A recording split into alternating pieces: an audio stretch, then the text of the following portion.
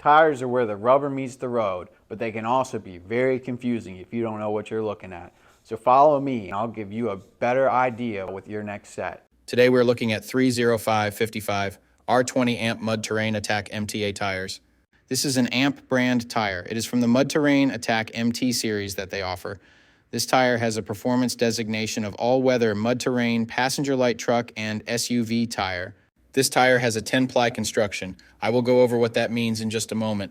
Some of the manufacturer-listed features of this tire include deep siping and distinct channel design, significantly increased traction in wet conditions.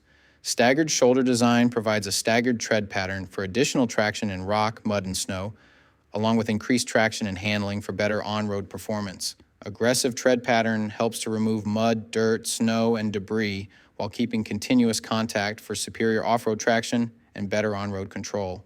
Reinforced sidewall boasts.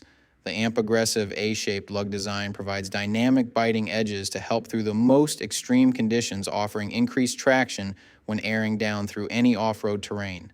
Mud and snow rated meets the required performance criteria for use in severe snow conditions. Carries the 3-peak mountain snowflake 3PMSF symbol, ensuring higher level of snow traction. So to start, we will look at the tire size. This is one of the most important parts, if not the most important part of your tire shopping journey, because if you order the wrong size, they more than likely won't work on your vehicle. This tire size should be showing on the screen right now. So let's work from left to right and break down what these three numbers mean. Through the tire research and buying process, you've probably been wondering what the heck all these numbers mean. Let me tell you that right now. The first number is for the section width of the tire. The section width of 305 in this sequence refers to the tire's width in millimeters. In other words, this tire is 305 millimeters wide, from sidewall to sidewall. The second number in the tire size refers to the aspect ratio. 55 in the sequence is the aspect ratio of the tire. The aspect ratio is a percentage, and it tells you the ratio of the tire's height to its width. In this example, the aspect ratio number 55 means that the tire's height is 55% of its width. The third and final number of your tire size refers to the rim size or diameter. 20 is the diameter of the rim this tire will go on. The rim size of 20 in this scenario indicates that this particular tire would fit a rim with a 20-inch diameter. Keep in mind, this number is not negotiable. Unlike the first two numbers, you can't upsize and downsize this part. The only time this number will be different is if you are actually changing the size of your rim.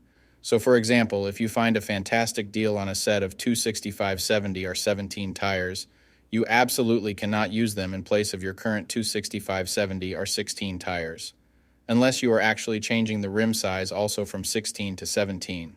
Now, let's get into the other important info on a tire. Besides the three components that make up the tire size, the three other most important components are going to be the load index, speed rating, and ply rating or load range. Wait, that's a lot of numbers. Let me tell you what they all mean right now. So this is where it gets a little more tricky. These three components will sometimes require some additional research to know what your vehicle needs. So let's start with the ply rating/load range. These tires have a 10-ply construction. Each designation represents a different term when looking at a tire.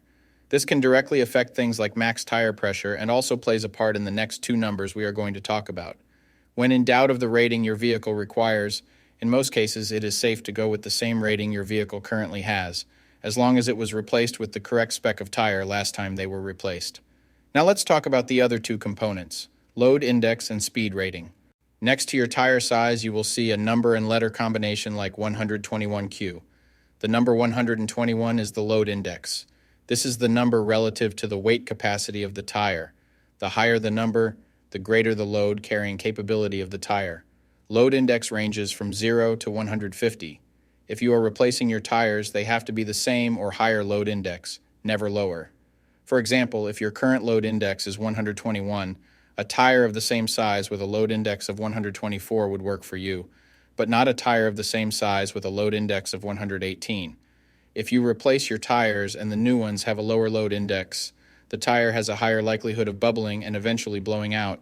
So make sure you pay attention to this when buying your set.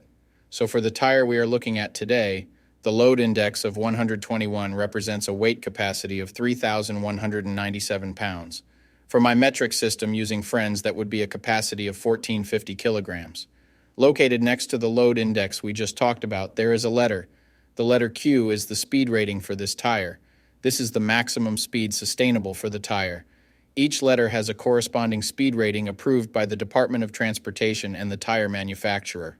Alphabetically, the speed rating increases as the letters advance from A to Z, except for the letter H, which we'll explain in a minute.